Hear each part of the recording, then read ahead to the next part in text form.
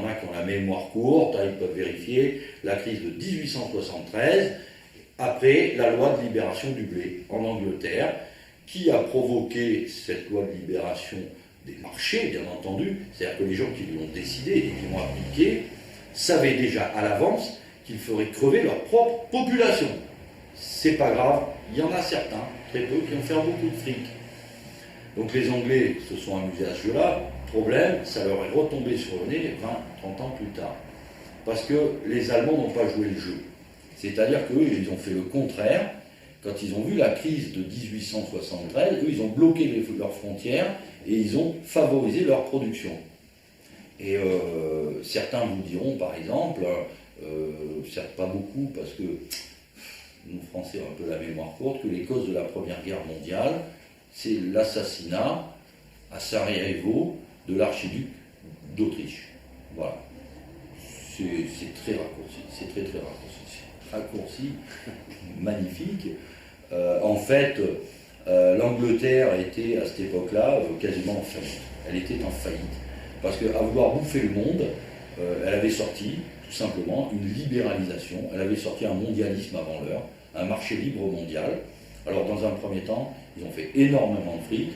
Mais à cette époque-là, certains États n'ont pas joué le jeu de la City, notamment les Allemands. Et en plus, ils ont eu une autre imprudence, c'est qu'ils avaient signé des contrats pétroliers avec l'Empire ottoman, à cette époque-là, qui représentait les champs de prospection les plus prometteurs de l'époque. Et en plus, cerise sur le gâteau, ils étaient en train de préparer la voie ferrée Berlin-Bagdad. Vous imaginez, pour le pétrole, les Anglais ils étaient encore obligés, avec Sir Henry Deterding, de trimballer ça dans des bateaux et dans des barils. C'est pour ça qu'aujourd'hui, vous payez des barils de pétrole.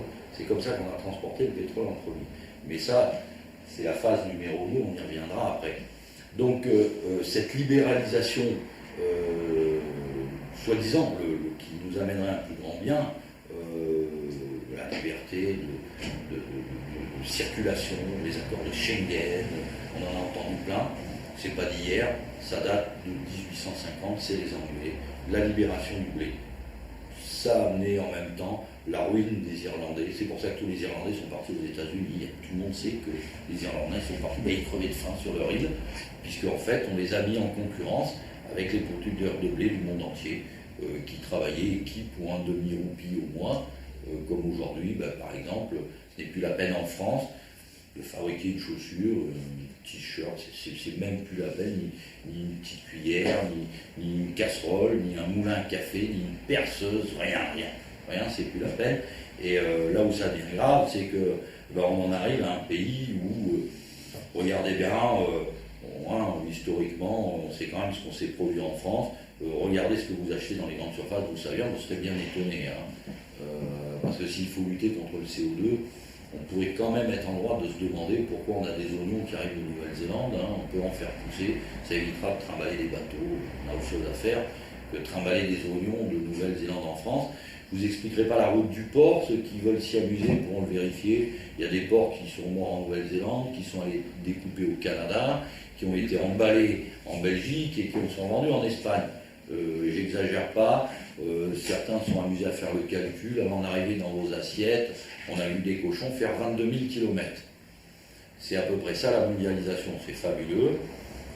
Vive le frais, rassurez-vous, la chaîne alimentaire est absolument respectée. Aujourd'hui, le petit producteur de fromage de chèvre, qui fait son chèvre, est obligé d'avoir les mêmes normes alimentaires que la grande surface.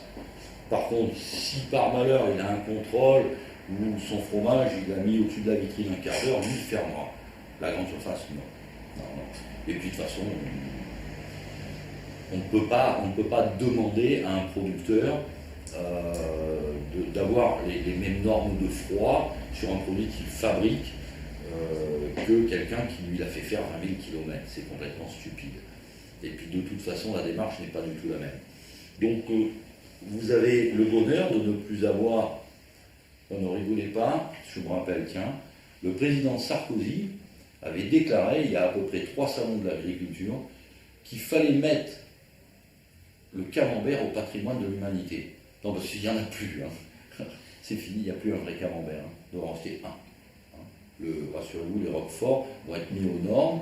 Ce qui fait la qualité du roquefort, c'est tout simplement parce que il va dans des caves à maturation en terre battue, comme le jambon de Parme d'ailleurs, mais tout ça sera bientôt éradiqué. Il faut absolument sauver les gens. Vous aurez donc du roquefort qui sera fabriqué en Nouvelle-Zélande, avec du lait de brebis qui arrivera de Tamatave, et qui sera affiné je ne sais pas où, et bien entendu, le petit producteur de Roquefort, hein, d'où ça apporte le nom, lui il ne pourra pas parce que s'il fait du carrelage dans sa cave, ça ne sera plus du Roquefort.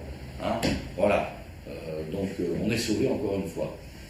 Ce contrôle de l'alimentation, il est arrivé, comme par hasard, certaines personnes qui ont quand même des idées très lointaines, profondes, on ne dira pas hégémoniques, hein, on ne peut pas imaginer qu'il y ait une quelconque volonté de contrôle de la nourriture, mais de facto ça l'est. De facto également, on ne vous dira jamais les conséquences. Non, on vous dira que c'est les vaches qui pètent qui nous menacent, c'est pas les zones mortes. Bien entendu, c'est à perte de vue. Si on vous donnait l'état de santé de la terre en France, combien de terres sont en train de devenir stériles avec ces pratiques. Il y a d'autres anecdotes, style les algues vertes en Bretagne, hein, n'est-ce pas? Aujourd'hui, sachez quand même que dans les algues vertes en Bretagne, c'est l'année dernière, ils sont tous précipités. Notre Premier ministre, tout le monde y est allé. Il y a un cheval qui se promenait sur la plage, il a crevé. Voilà. Il a crevé, le cheval. Hein, imaginez. Et ça ne fait qu'empirer. Bientôt, il va falloir évacuer les riverains. Hein, n'est-ce pas? Donc, mais bon, on n'est pas très sûr. Les commissions d'experts réfléchissent. D'où viennent ces algues vertes? Ça, vous le saurez en temps et en heure. Quand il y aura un quartier évacué, peut-être on vous dira qu'on a une petite idée. Les experts sont toujours très forts. Hein. Ils sont surtout à Bruxelles, ils sont très bien payés. On connaît les résultats.